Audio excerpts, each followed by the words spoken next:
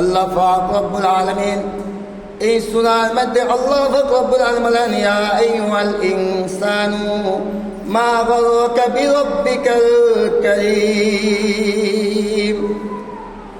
হে যুবক, তোমাকে বলছি, ইউটিউবে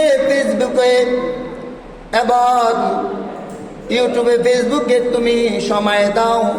যে মালিক তোমাকে সুন্দরভাবে বানাইছে, গলা থেকে পায়ে তালু পর্যন্ত ফেরেশতা দিয়া বানাইছে, এই কপাল রব্বিকারীর নিজ হাতে কুদরতে আল্লাহ পাক রব্বুল আলামিন বানাইছে। কেন এই কপাল দামি মালিককে সেজদা দিবে? এ ফিরিবার খেলা একটা মানুষের নেশা হয়ে গেছে। কেমন নেশা? যারা গাঞ্জা মদ বাবা ট্যাবলেট খা নেশা জাতি, এরকম ফিরিবার এটা একটা নেশা জাতি।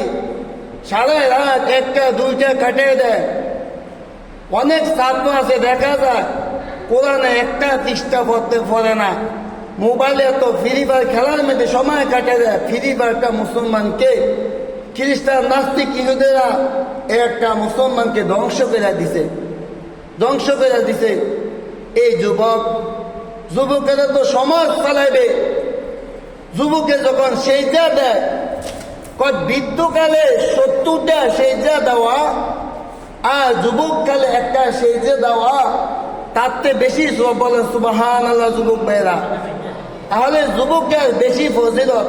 যুবক যখন আল্লাহর কুদরতে সেজদা দেয়, তখন আল্লাহর আরশ কাঁপে। কি কাঁপে? আল্লাহর আরশ কাঁপে। একটা হাদিসে কুদসি বলি যে একজন হারানো বান্দা কাকে বলা হয়? যেমন যারা আল্লাহ ইবাদত করে না। আজকে রমজানে 27টা দিন, আজকে 28 তারাবি। তাহলে এমন মানুষ আসে 27 দিনও তারাবি 2 রাকাত তারাবি পড়তে পারল না। এমন মানুষ আছে আজকে 27 দিন, রমজানের 27 দিন মালিককে 2 রাকাত সেজদা দিবে, এটাও তৌফিক হয় না।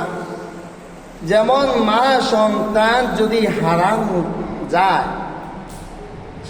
8-9 মাস, যেমন শাকিল ভাই যদি হারানি যায় 6-7-8-9 মাস, 9 বছর পরে যদি পায়, একটা উদাহরণ দিতেছি হাদিসের তরজমানা। তখন এই শাকিল ভাই যদি হারানি যায় 10 বছর পরে যদি বাবা মা পায়, কেমন খুশি হবে? আপনারা উত্তর দেন। কেমন খুশি হবে? খুশি হবে উনি? একজন হারানো বান্দায় যদি হঠাৎ নামাজ পড়ে, নামাজ একবার সোয়াজ। আমরা নামাজকে কঠিন বানিয়ে নিছি। নামাজ সোয়াজ ইনশাল্লাহ বলবো। তাহলে একজন হারানো বান্দা যদি আইয়া সুন্দরভাবে ওযু বানিয়ে নামাজ পড়ে, ও হারানো সন্তান থেকে আল্লাহ তার থেকে 1000 কোটি গুণ আল্লাহ খুশি। বলেন সুবহানাল্লাহ। আল্লাহ খুশি হয়ে যায়। আল্লাহকে বান্দা তুই 11 মাস নামাজ পড়ছত না, যা একটা মাস নামাজ পড়ছত, আমি 11 মাসের নামাজ এই রমজানের উসিলায় বোনাস দিয়ে দিলাম। সুবহানাল্লাহ। হারানো বান্দা আল্লাহ কাছে অনেক দামি, প্রিয়। হাদিসে কুদসি মধ্যে আল্লাহ তাআলা বলে, তোবা কেমন, তোবা কি জিনিস আলাদা হুজুর আইনা কোনো তোবা করা কোনো কোরআন হাদিসে নাই। তোবা মানে কি? আমি যে ভুল করছি আল্লাহর কাছে সেরেন্ডার হওয়া, মানে কি ভুল নত স্বীকার করা, এটাই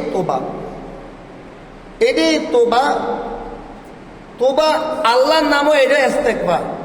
যেন ক্ষমা রাখছে, এটাও ইস্তেগফার। যেমন দোয়া মাসুরা, এটাও গুনাহ মাফের দোয়া। যে নামাজের মধ্যে পড়ি আমরা দোয়া মাসুরা, আল্লাহুম্মা ইন্নী যালামতু নাফসি। দেন আমরা তো অর্থ ভাইরা নামাজের মধ্যে পড়ি, কত মজা অর্থ। আল্লাহুম্মা ইন্নী যালামতু নাফসি যুলমান কাসীরা। আল্লাহ আমরা গুনাহ করছি, যুলমান কাসীরা বাংলা তো বেশি, গুনাহ সীমা নাই। যুলমান কাসীরা ওয়া লা ইয়াগফিরুয যুনুবা ইল্লা আনতা ওয়া লা ইয়াগফিরুয যুনুবা ইল্লা আনতা। আল্লাহ, তুমি ব্যতীত আমাদের পাপ ক্ষমা করুন না, ক্ষমা করুন না, আর কেউ নাই মালিক, আর তো কেউ নাই। ফাগফিরলি মাগফিরাতাম মিন ইনদিকা। আল্লাহ, তুমি আমাদের গুনাহ মাফ করে দাও। আল্লাহ, আপনি আমাদের মাফ করে দাও। এরা নামাজের মধ্যে দোয়া মাসুরা করি, ফাগফিরলি মাগফিরাতাম মিন ইনদিকা। আল্লাহ, আমাদের গুনাহ আপনি মাফ করছো। ওয়ারহামনি, ওয়ারহামনি। আল্লাহ, আপনি আমাদের গুনাহ মাফ করে আমাদের উপর রহমত দান করবেন। সুবহানাল্লাহ। আল্লাহ, রহম করো। ইন্নাকা আনতাল গফুর রহিম। আল্লাহ, এটা রবের পক্ষ থেকে তোমাদের ক্ষমার ঘোষণা রবের পক্ষ থেকে দিয়েছে। সুবহানাল্লাহ বিহামদিহি।